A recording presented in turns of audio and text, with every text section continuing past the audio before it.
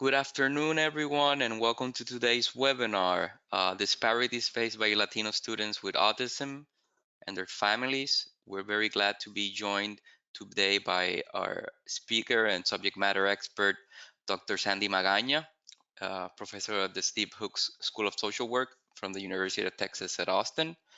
Um, uh, we're very happy that you're all joining us right now. We're giving just a few minutes to everyone who registered to keep joining in. Um, in the meantime, we can go to the next slide, and I'll let you know a little bit about our center and myself. My name is Eric Senior. I'm the training and content specialist in mental health for the National Hispanic and Latino Mental Health Technology Transfer Center. So as you see, what we do and who we are and who we work for and service is mental health providers, specifically those who are working with Hispanic and Latino communities. So we want to make sure that through trainings and webinars, conferences, and technical assistance, you're able to offer culturally competent, culturally grounded, culturally informed services to Latino communities. So we would like to acknowledge as well that this presentation was prepared by the National Hispanic Latino NIMH under a cooperative agreement with the Substance Abuse and Mental Health Services Administration, SAMHSA. And all the materials that are appearing in this publication, except those directly taken from copyright resources, will be in the public domain or in the public domain. And can be used or reproduced without permission from SAMHSA or the authors. But we do really appreciate that you cite the authors if you would use them. And so the MHCC network uses affirming, respectful, and recovery-oriented language in all its activities, including this one today. And this is just a representation of why we believe that words matter and the language is important. This strength-based and hopeful and inclusive and accepting diverse cultures.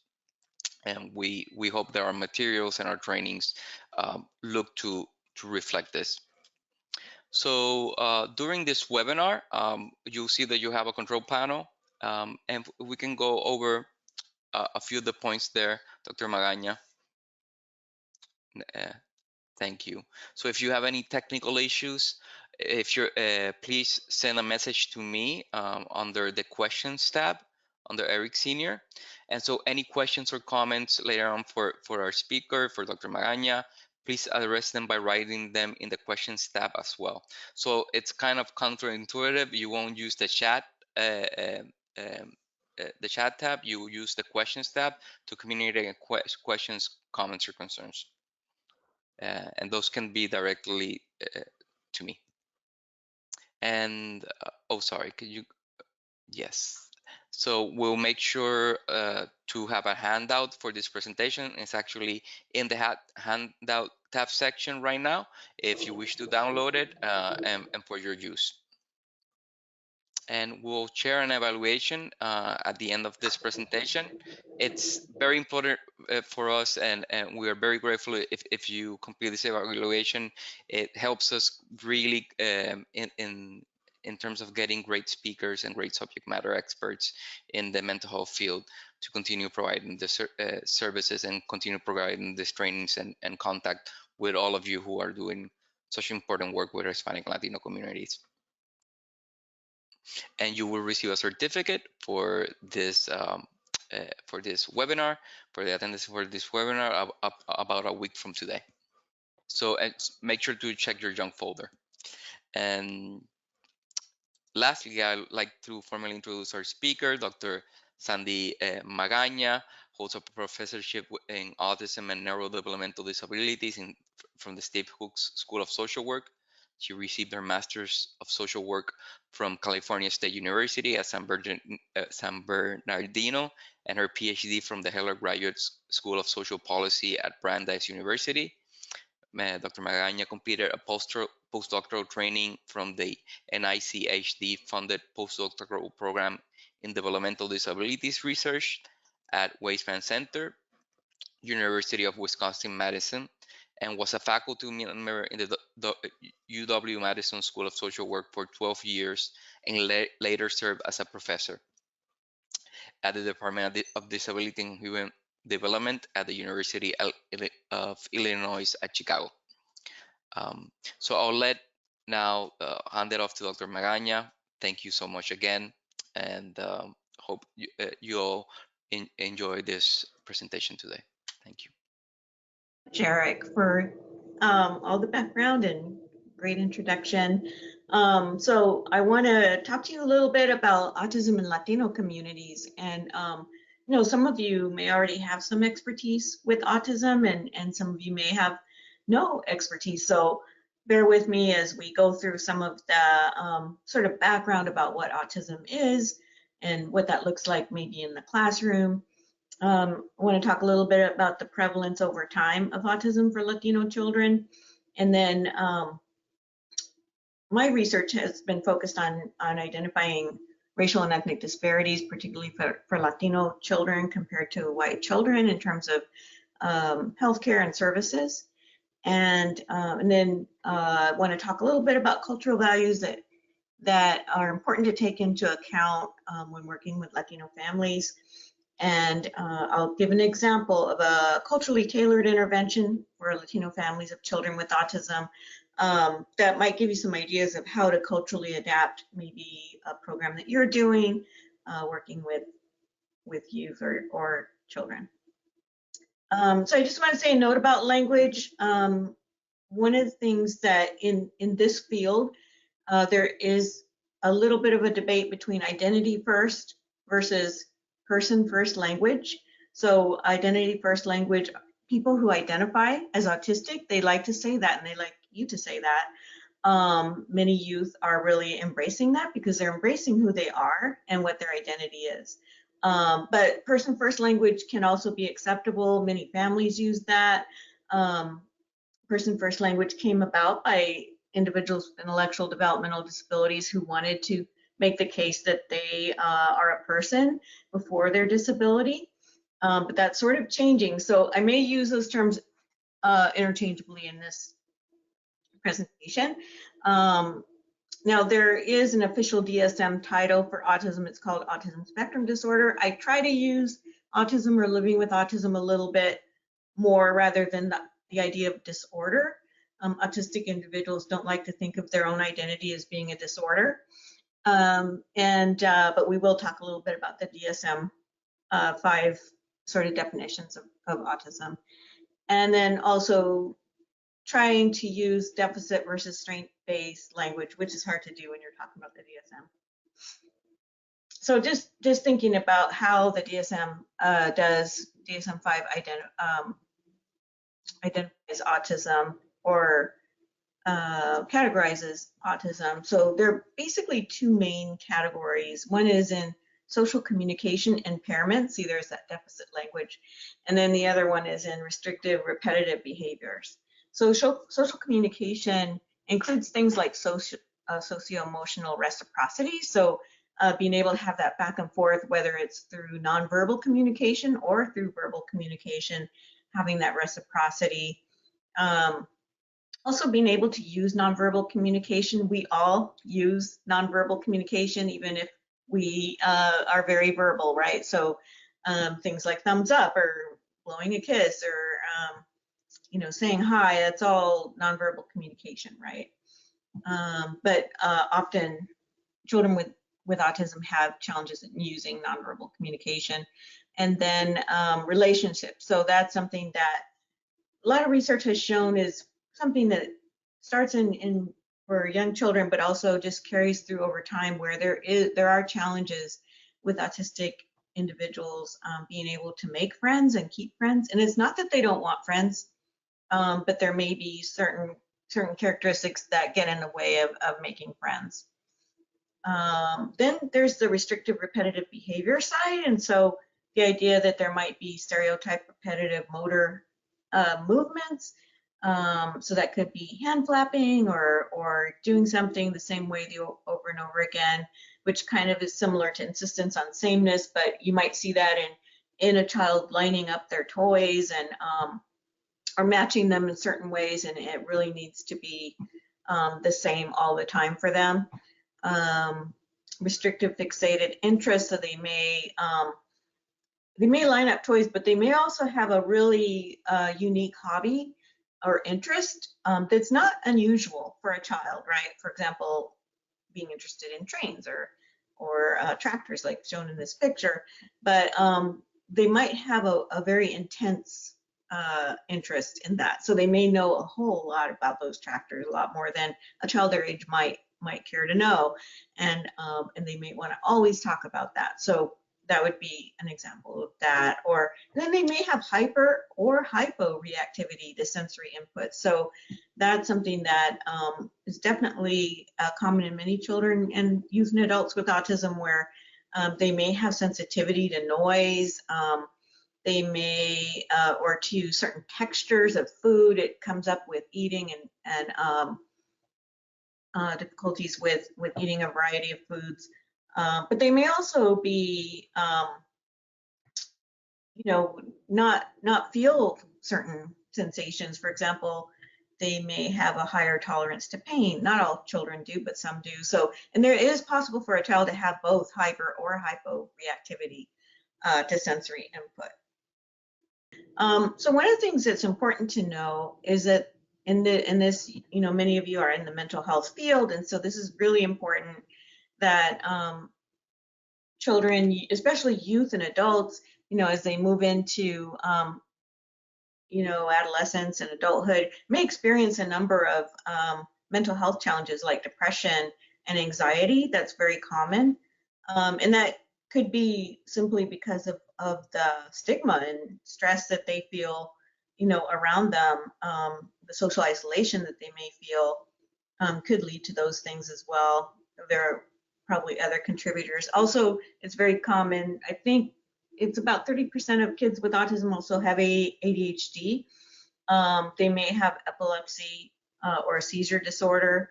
It's very common for kids with autism to have GI issues. Not all kids with autism have an intellectual disability. We're finding over time that number is getting smaller. It used to be assumed that the majority of kids with autism had intellectual disability, but those were very small clinical samples that was based on. But now as we get more data about people with autism, it's really a smaller proportion. And then they're also affected by sleep disorders quite a bit. So there are a lot of comorbidities that people with autism face and experience. So now I do want to talk a little bit about prevalence of autism over time, particularly with respect to Latinos, and looking at the Center for Disease Control data. So they do surveillance to determine what the prevalence rate of autism is. To me, it's not really prevalence of autism. It's really prevalence of diagnosis of autism, because autism isn't something that you can take a blood test or do some kind of, test to figure out if, biological test to figure out if somebody has it. It's really diagnosed through behavioral observation, and it's pretty extensive process to diagnose. So not everybody can get access. First of all, not all pediatricians know how to diagnose autism. If you're talking about young children, they may be detected later if the pediatrician really doesn't know what it is or doesn't make the right referral. There are specialty places, but they tend to be that do diagnose autism, and they tend to be hard to get to, or some in rural communities or other communities, they may not have those resources. So this is really about who's getting that diagnosis. And also autism can get diagnosed in the school system, right? But again, you may have some expertise in a particular school or not, and that may impact who gets a diagnosis. What we can see in this data is, first of all, you already know there's been an increase over time in diagnosis of autism, where in 2002, it was thought that it was around 0.7%, and then by 2018, it's up to 2.25%. You also see a pattern with Latino kids where they have consistently been underdiagnosed all the way through at least 2014.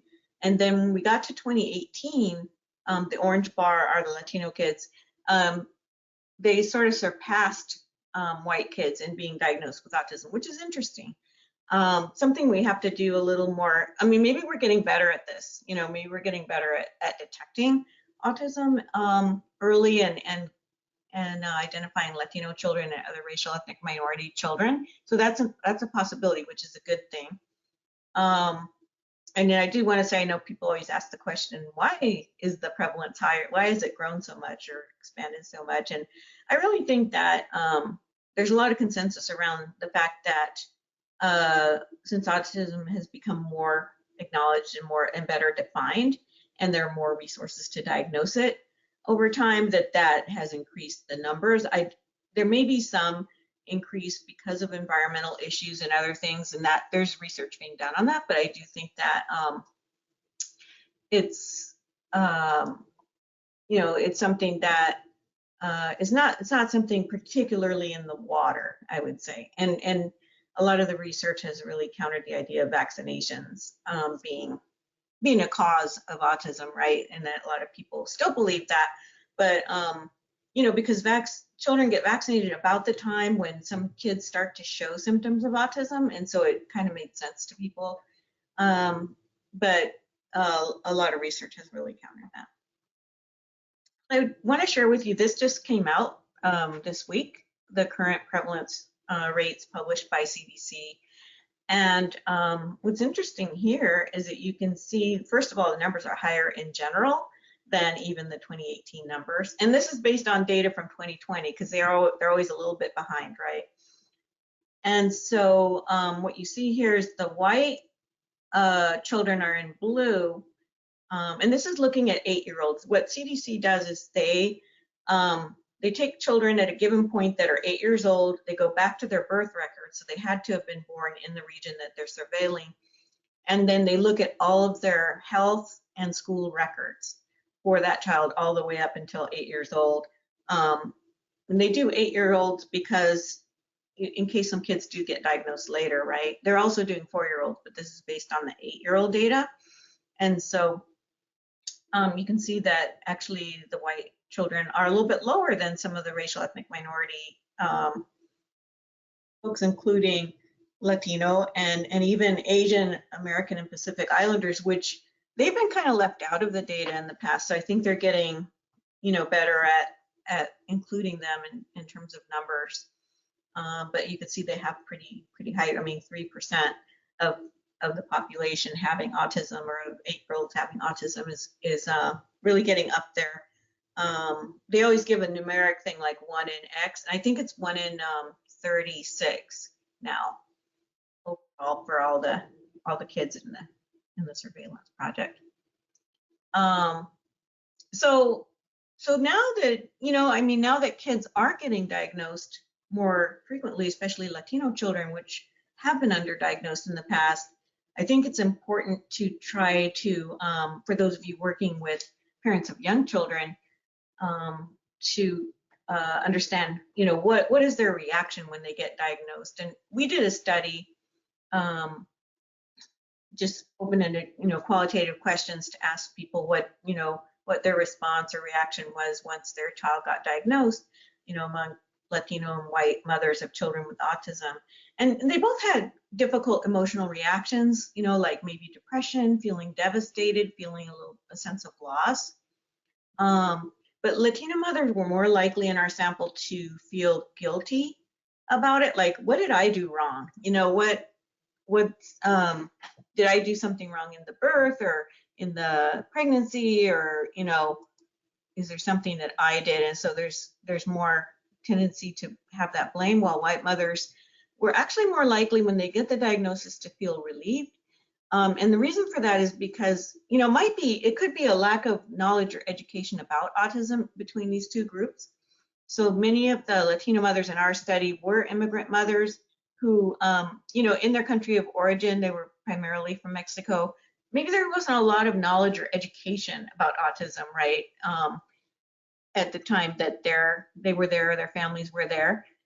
White mothers, and they also don't know our healthcare system, right? So white mothers are very, if they're born here, and especially these moms in this study tended to be a little more affluent, so they had more access to information and knowledge. And so they had already researched in advance what could be wrong with their child and decided that they needed a diagnosis of autism and had to actually fight with the doctors to get that diagnosis. And so once they got the diagnosis, they felt relief, because now that diagnosis opens up, a number of services for the children.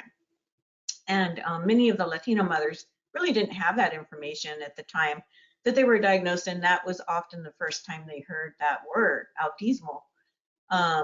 And so, and then they're often not given the information even at that point, like, what is autism? What does it mean in your child?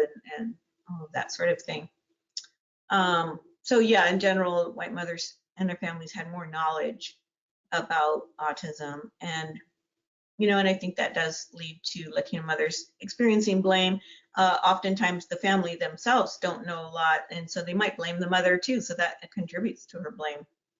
So I'm going to shift a little bit to talk a bit about learning styles. I'm not a teacher, so these are things that experts say are important, in terms of the classroom, or if you're working with somebody with autism, or even if you're doing counseling with a young person with autism. And I will say that, many of you are mental health professionals, and there is this divide between intellectual developmental disability services and mental health services in most states. I know in Texas that's true, where even if you wanted to go in to get mental health services from the government programs, they will send you to the intellectual disability side if you have autism, and they don't have the expertise that you do in mental health. So it's kind of they're not getting the mental health services. They need treatment for anxiety, depression, things like that. And mental health providers like you need to know a little bit more about how to provide counseling with people with autism. And there is growing research on using cognitive behavioral therapy with autistic youth and adults, and so that's something that there is some evidence on, but I think we need more research on different modes of counseling and different frameworks to have more evidence-based therapeutic programs. But back to the sort of the classroom, and you can use some of these tips as well in if you're doing counseling.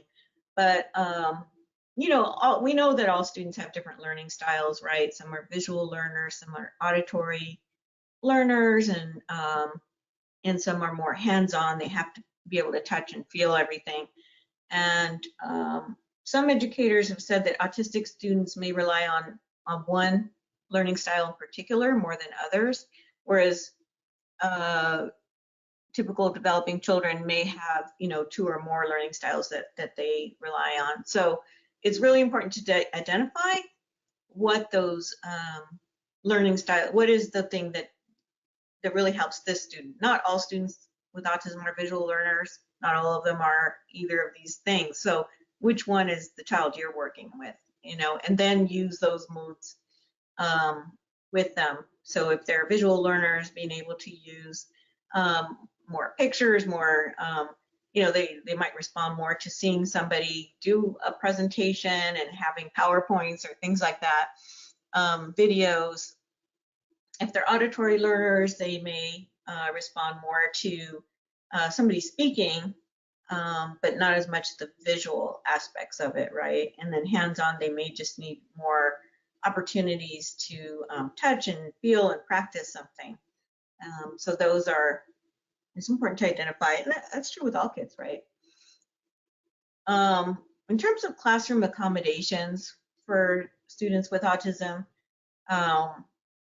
one of the things that has been shown to be helpful is daily outlines. Transitioning between activities is often difficult for kids with autism, and a daily detailed schedule can help with that. So that way you're showing them this is the schedule for today, and this is what's going to happen next, and after that, and after that. And they can be prepared for those transitions, because it might be, if they're not prepared for it, and they're in a group with kids and you say, now it's time to go to your desk and work on this, that might be really challenging for some kids with autism. Alternate forms of materials, depending on their learning styles, like we mentioned, visual, auditory, tactile, more of the hands-on sort of activities. Also, having sensory tools available, fidgets, stress balls, play, tangle puzzles. One of the things we actually started doing in the university is that we're putting fidget tools in every classroom because we do have university students who are autistic or who have ADHD or other challenges, even other mental health challenges, and sometimes those things are very helpful for them to be able to focus on what's being talked about in the classroom. Other accommodations to think about, having a quiet place is good because sometimes there's just sensory overload and person needs to just get into a quiet place, also using noise canceling headphones or earplugs, sleep masks if you're in a classroom where you can't get them into a private room or anything, being able to have those things, maybe a corner where they can go. And then having extra breaks, 5-minute breaks for each hour is recommended, allowing students to regulate it, allows them to kind of regulate and reduce sensory overload and just kind of recompensate themselves having those breaks. And then just playing it by ear, opportunities to further customize the classroom depending on each student's needs. So flexibility on our part as instructors is really important. So now I'm going to move in to, this is a transition. I hope you don't have too much trouble with transitions, but we're going to talk about disparities in services, because we talked about how more Latino children are being identified with autism, which is good. It's a good thing because now we know we can get them into the service system, right? And get them the supports that they need. This is a study I did back in 2013 in Wisconsin, and I just wanted to, this is related to the diagnostic issue, because I hear a lot in the community about how parents don't want to recognize symptoms or don't want to, there's too much stigma or things like that. But what this study showed actually is that the Latino parents were pretty close to noticing something was different about their child compared to white parents. So I feel like especially the moms, they know what's going on with their child. They know when there's something different and something unusual, and they actually tell the doctor about it. So you can see that they're actually telling the doctor at a similar rate to white children. There were no significant differences in those numbers, even though it's a little higher in years for the Latino children, but it's really not a significant difference. And then when we got to the age of diagnosis, that's where it was different. And that's something I'm wondering what is happening, even though we're evening out in terms of the rates of autism diagnosis, what's happening with the age that they're getting diagnosed? Because in Wisconsin, the Latino children were getting diagnosed about age 4. That was actually pretty good at that time. In other data, and I worked in Chicago for a while, and the clinic where we diagnosed a lot of Latino and Black children, there were, they're getting diagnosed on average 5 or 6 years old. It's often not until they get in the school system. And really, ideally, it's best to get the child diagnosed as early as possible, like 2 to 3 is a good age to diagnose. So that's something we also need to pay attention to, is how early are they getting to those specialty diagnostic services. One of the things we looked at was key public services. So, okay, they get a diagnosis, now what? What services are available, and every state is different. One of the things that every state has is sort of the early intervention birth to 3 program. So you can see that second lineup. So you can see that there's quite significant differences between the Latino children and the white children in who got those birth to 3 programs. Now, technically, all of these kids should have gotten it. it should have been the 92%, like the white kids, but we saw from the previous slide, they didn't actually get a diagnosis till age 4. So they missed that window. There's these free services, usually in most states, that are from 0 to 3. You get therapist services and all kinds of, really hands-on supports. And the majority of Latino kids missed that. The other thing on the left is the autism waiver. So in Wisconsin, and different states have different ways that they provide specific autism-like evidence-based services. A lot of people here might have heard of applied behavioral analysis. That's something that has been shown to work really well with young children to promote communication and just being able to learn new skills and different things. So there was a pretty robust program in Wisconsin when I was there under the Medicaid waiver program. And it was, it's Medicaid, so it's supposed to be low income. But most of the Latino families didn't really know about that program. So you can see 50% of them had access to that program, even though their child had a diagnosis, whereas almost 80% of the white families had access to it. And so we even talked to families about that program, and it was pretty challenging to get that because you have to go through the county DD service. You have to get a case manager, and then the case manager is supposed to walk you through getting a diagnosis. You have to have a diagnosis. So they get a bunch of things in place, and then the families are responsible for going to find their own provider. And the Latino families didn't know that was a step. And so if the families don't find the provider and let the case manager know this is who I want to go to, you're not going to get on any kind of waiting list or any get the service. And so that's what was the case for many of our families. Furthermore, in Wisconsin, none of the providers spoke Spanish. So that was another challenge. So even those 50% that were getting it, they're getting it from an English-speaking therapist.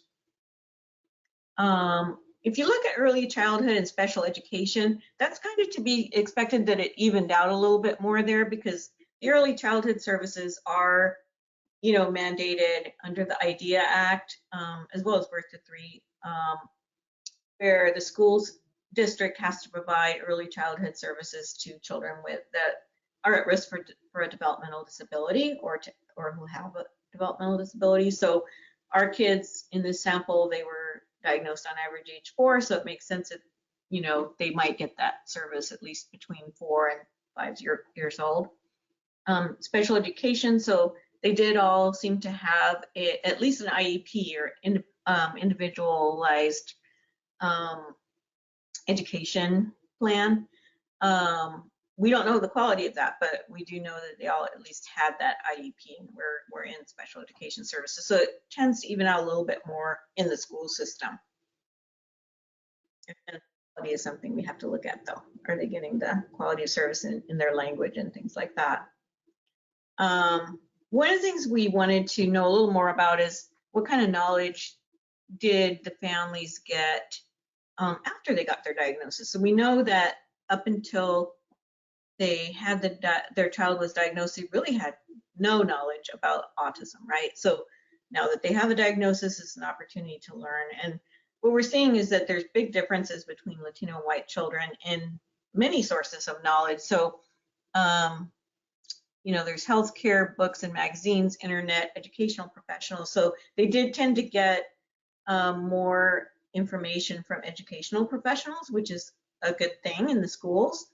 And also in the healthcare system, but they didn't get very much in books and magazines because most of those were in English and internet as well. I think there is growing information in Spanish on the internet, but I think the quality of information in general on autism on the internet is not very good. You can't really tell what is evidence-based and what's not, and that sort of thing. But white families tended to get more information on the internet. And so that has an impact on their ability to get access to these different services. So I'm going to tell you about a different study. This study, we use national data, national representative data. It was called the Pathways Study, part of the National Children with Special Healthcare Needs Survey. And we were looking at services and the issue of do children who have, you know, more needs, more service needs, do they get more services, right? If a child is more involved in terms of their disability, technically they should get more services. I mean, that just makes kind of sense. And so what we see is that for the white families, it does work that way, that if they were moderately or not really affected, they got less services. But if they were consistently affected, they often they got significantly more services. But when you look at the Latino families, which are on the right side, you can see that there was no difference between if they were you know, moderately affected or consistently affected. So they still got the same level of services. It didn't increase over time. So I think, you know, there's a big problem in terms of children with Latino children being able to get the services that they need. Now, another analysis we did using that data is we were looking at specialty services again, but we wanted to know if the provider, like the pediatrician, if their response had something to do with children's ability to get services. And so you can see that there are significant differences here between Latino and white children in terms of the number of services, specialty services that they get, at least at the point in time that this study was done. So the provider response, this question is about when you told your provider about your concerns for your child, how did they respond to you? Now, a lot of pediatricians respond in ways that are not really proactive. So things like, well, let's wait and see, you know, maybe they'll catch up. You know, we have to wait it out, or, you know, things like that. So it's more of a passive response. An active response would be like, let me do a screening, an autism screening, you know, and actually doing that, or referring the child to either school services or specialty medical services to get that diagnosis, right? That would be an active approach. And in general, you can see, I mean, even the white families experienced a lot of non-active responses. There were no, it looks different between the groups. And actually, the numbers show that white families were more likely to have an active response and more likely to have a non-active response, but those differences weren't significant.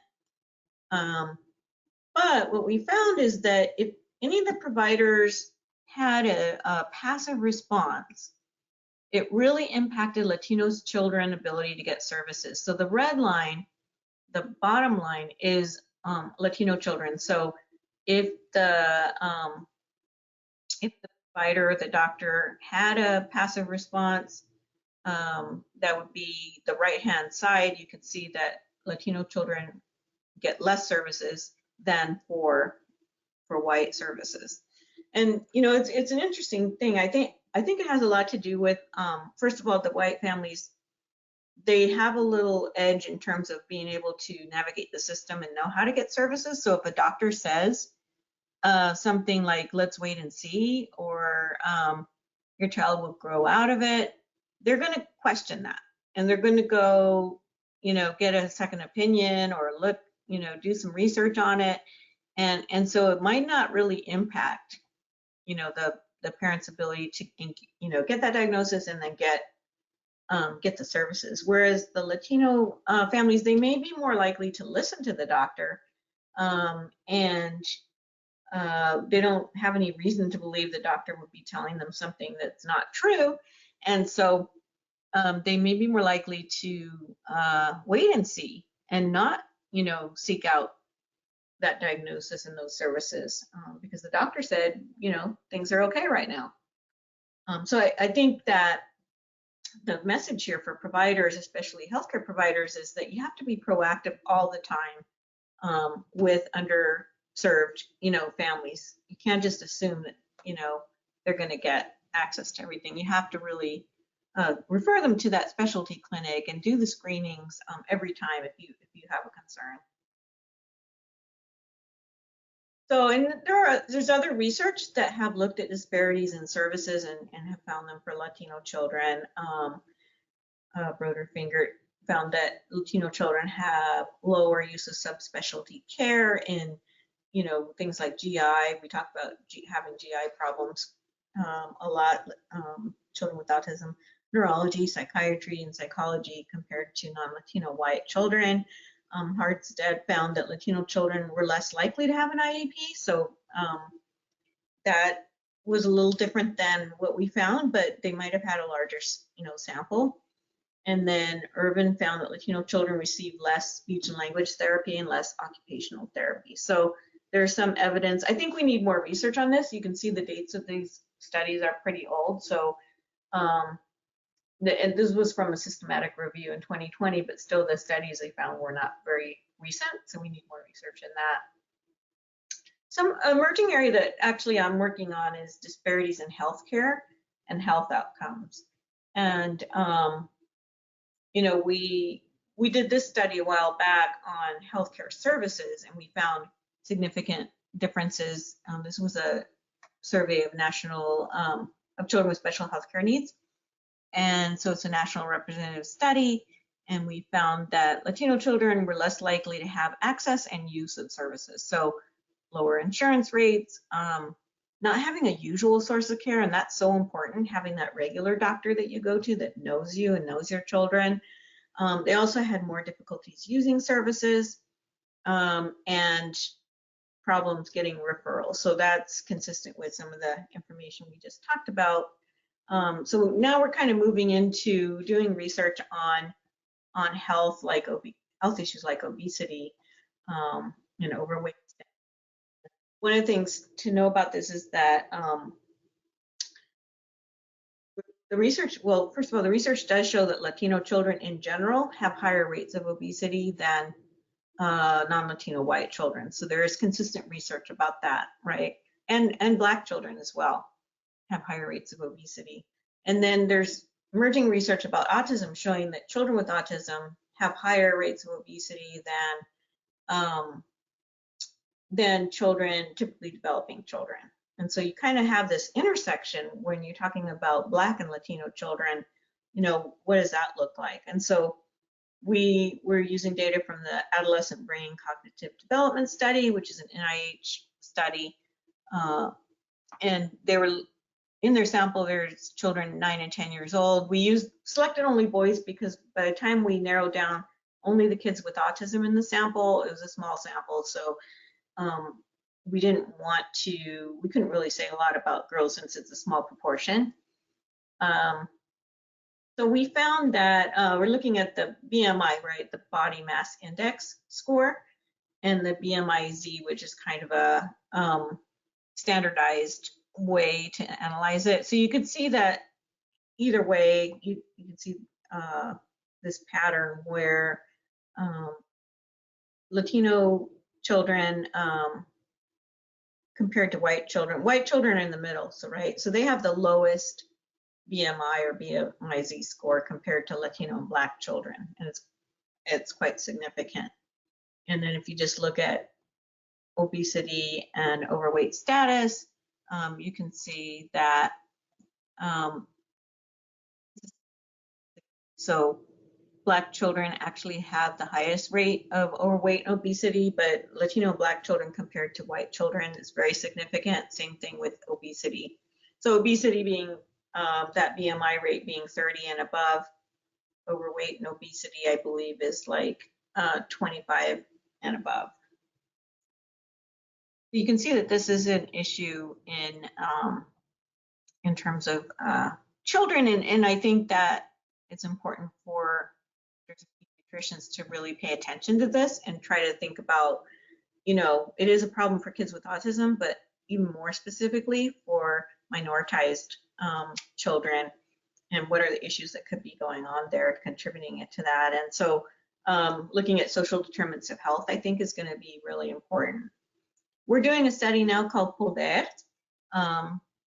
There's a long title that the acronym stands for, right? Promoting obesity prevention among Latinx children with developmental disabilities and families through engaged research.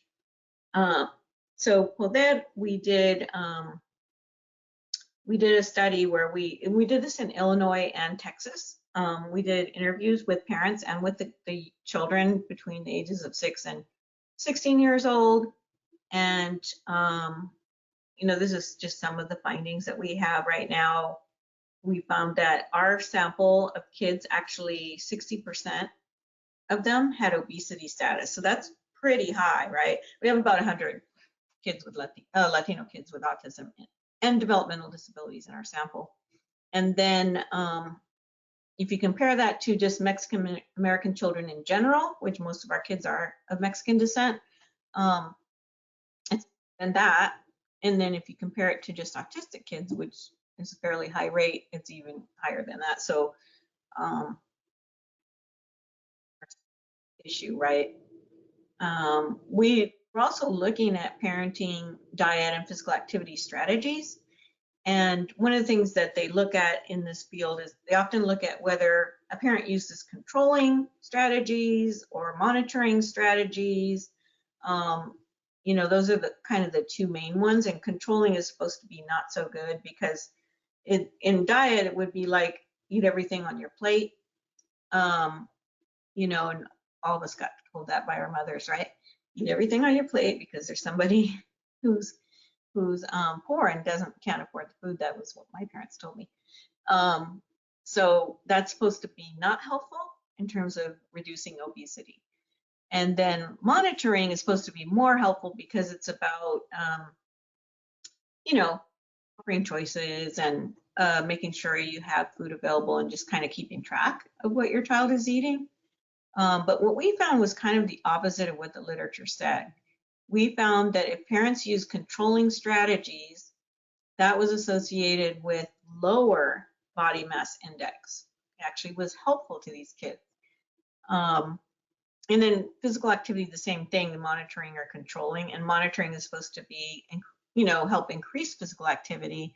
And we found that parents who use more monitoring strategies actually was associated with higher levels of body mass index. So it's really interesting to think about what could be going on. I mean, it could be Latino culture, but it also could be related to the children with intellectual developmental disabilities. For example, kids with autism do have very limited, often will only eat limited foods because of the texture and other kinds of sensory issues. And so, you know, I've seen kids who will only eat chicken nuggets and French fries because the texture of that is palatable to them. So if a parent is saying eat everything on your plate and they're giving them a variety of things, maybe that is actually a good thing for these kids, right? So that's something we'll be looking into a little bit more. But that kind of leads us into talking a little bit about cultural issues and cultural values. So talk a little bit about some of the research that we've done where cultural values have played a role.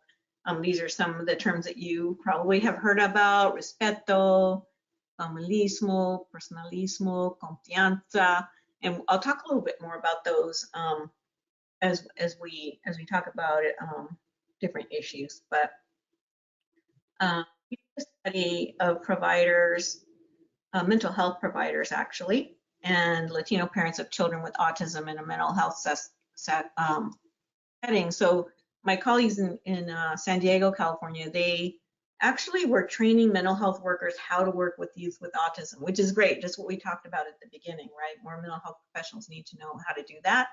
And so they had a whole training curriculum based on evidence of how to work with kids with autism. And they did some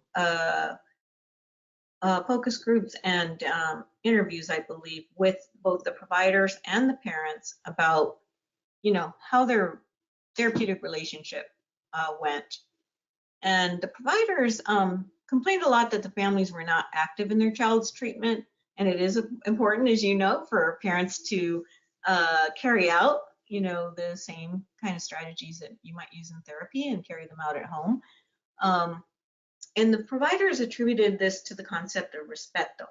So the idea that parents are lending deference to them and not wanting to question authority, so they didn't really engage with them, that's what the providers were assuming. And I will say some of the providers were also Latinos. This was in California, not all of them, but some of them were, and were believing this as well. The parents, though, they said they wanted to be involved in their child's treatment. But the issue for them was that the providers needed to establish confianza or trust, right? By using personalismo in order for parents to feel comfortable engaging with the therapist and the treatment of their child. So in other words, personalismo is where you really want to get to know somebody, you share things about yourself. I mean, this is something that in social work and in mental health and psychology, you're probably taught, you know, to have limits and not share a lot about yourself. But Latino families often do expect that. They want to know about your family, your kids, you know, things like that, and that you're really going to develop trust with them that way. And so the Latino parents said that they did, you know, a couple of them did have providers who did more of that, and they felt more confident and they were able to engage in the treatment a little bit more. So I think we can learn a lot about that. Like, first of all, you know, the interpretations that we make as professionals may be wrong, right? So about cultural values. So they were trying to take into account cultural values, but they didn't get it right, at least from the parent perspective. So now I don't know, Eric, how much time, I'm not keeping track of time here. How much time?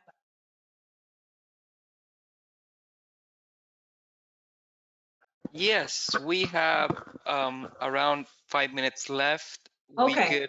We can stretch it maybe 5 minutes, another 5 minutes, so we can do 10 minutes in total. So if you, Okay, to have time for questions.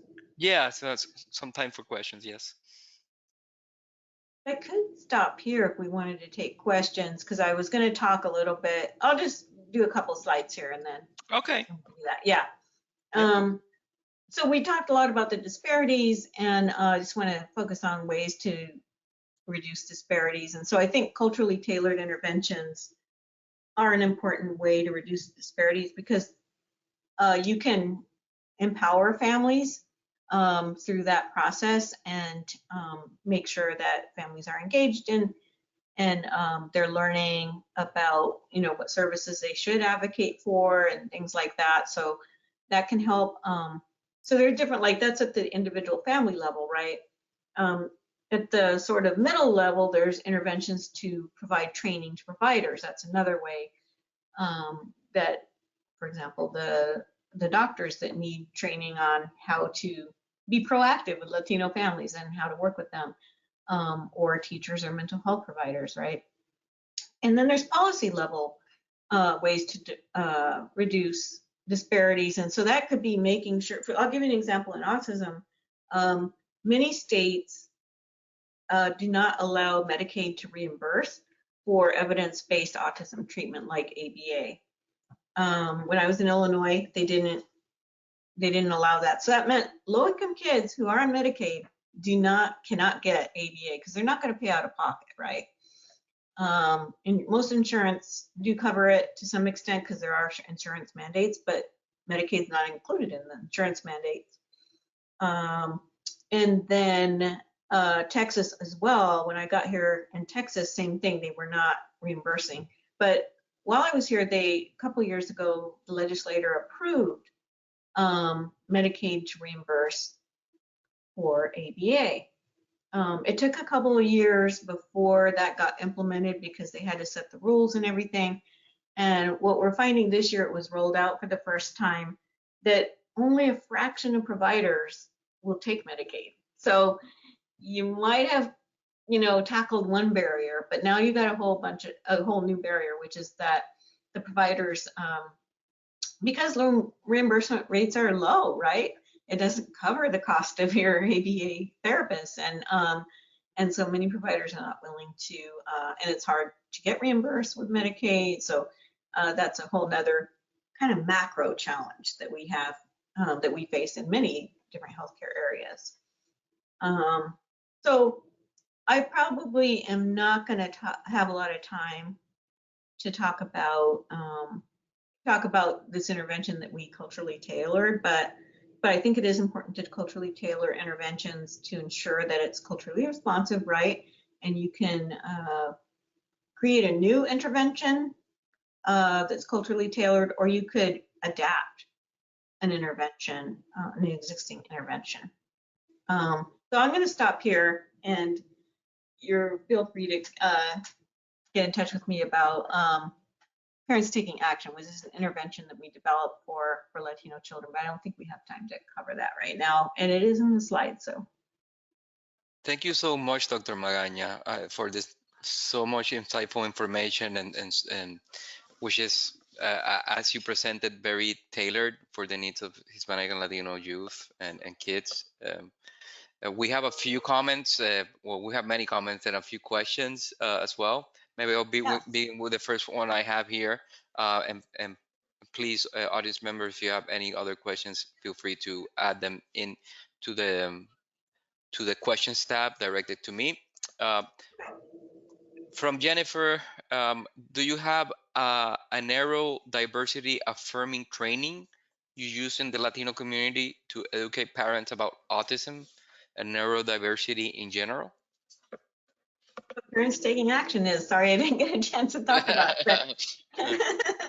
Exactly. Well, Parents Taking Action is developed to for parents whose child was recently diagnosed with autism, so that they can know what that looks like in their child, what's going to look like over time, what are the services that they can get, what strategies they can use with their child. So that's specifically for parents of kids with autism. And we actually did a randomized trial of that and had really good results. And then we have culturally adapted it to different communities, like to Chinese immigrant community, Black families in Baltimore. We have a group who's doing a pilot study of it for Navajo kids in Arizona. So we've done it also in Colombia, in Latin America. So we made a few adaptations for that. But so that's specifically for the families. But in terms of the community in general, we haven't developed a training for that, but that's a good idea. Are there questions, Eric? I'm sorry, I was muted. This might be related to your last answer. Comes from Anna. Can you give me examples of what culturally tailored interventions look like? I work at a school with 75% Hispanic population, so I think it's important for our staff to know what to do. Can I pull up the slides? Yes. One thing that I would say, if for people who have asked the question and I mentioned, in the handout section, you can find all those sections related to tailored interventions for Hispanic and Latino kids with autism. So I would suggest everyone to have a look at that. Here are some just comments from also audience member. I think socioeconomic status is one of the factors that most impacts these disparities between Latinos and other ethnic groups. Thank you, Liliana.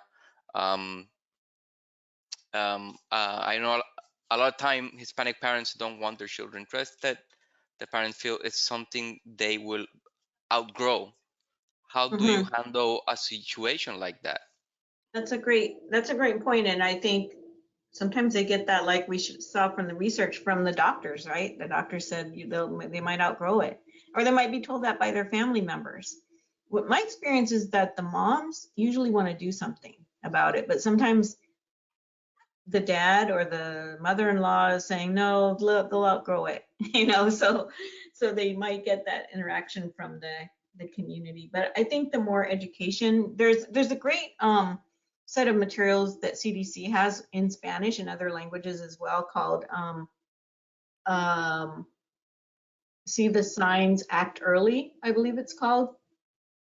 And so they have some great handouts that just kind of help families think about different milestones where their child should be, especially related to sort of social communication areas. Because, a lot of families know about milestones like walking, sitting up, physical things, but they have, materials that really talk about some of those social communication milestones that kids should be meeting. And so gently talking, sharing those materials with families is very helpful.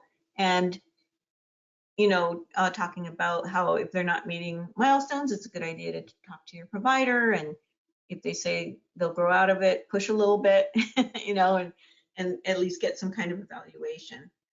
Because it could be a hearing problem, right? And you want kids to actually, sometimes they're not responding to their name. Maybe it's autism, but maybe it's hearing, so really looking at those milestones and then pursuing that with the doctor. So that is what I would encourage. I would never try to ask you to try to diagnose a child, or if you know a family, and do that, because they're going to resist that. But you don't even have to say the word autism. You can just share those milestones. Thank you. Thank you so much, Dr. Magaña. So I think with the time left, if you could pull up the slides maybe one more time. I don't know if you Sure. have those up there. I'll just let the audience know I shared the evaluation link through the chat. Please feel free to open that and complete it. It really helps us through our funders to get more amazing subject matter experts dedicated to Hispanic and Latino communities in the area of mental health. The last. There we go. Thank you. Sorry. And no, thank you, Dr. Magaña, so kind. I think here's one more question, and with that we could maybe start closing for today. What are the public schools doing in educating the students to be more inclusive with kids neurodiverse? No, I think that really is a big need, and every school is different. It'd be interesting, to go and see what your school is, if they're doing anything in that area, because that can reduce, the stigma that children experience if other children understand what's going on with it. When I was in Illinois, there was a group of young adults, autistic young adults, and they took it on to do that. They actually created a PowerPoint presentation on what is autism, and they presented it to schools. So I think that's one approach that could be taken, is having people themselves share that information. And but yeah, we definitely need more education to kids so that they can be more inclusive and include their classrooms. Well, thank you for that answer, and thank you all for joining us today. Thank you, Dr. Magaña, for the wonderful presentation and excellent information. We hope that everyone was able to make use of the information and can hopefully implement it and apply it to the communities and families they're serving. And until then, feel free to also check out all our other upcoming events, webinars that we'll be having around cultural responsive practices for Hispanic and Latino communities. So thank you, and you all have a good day. All right, thank you. Thank you. Bye.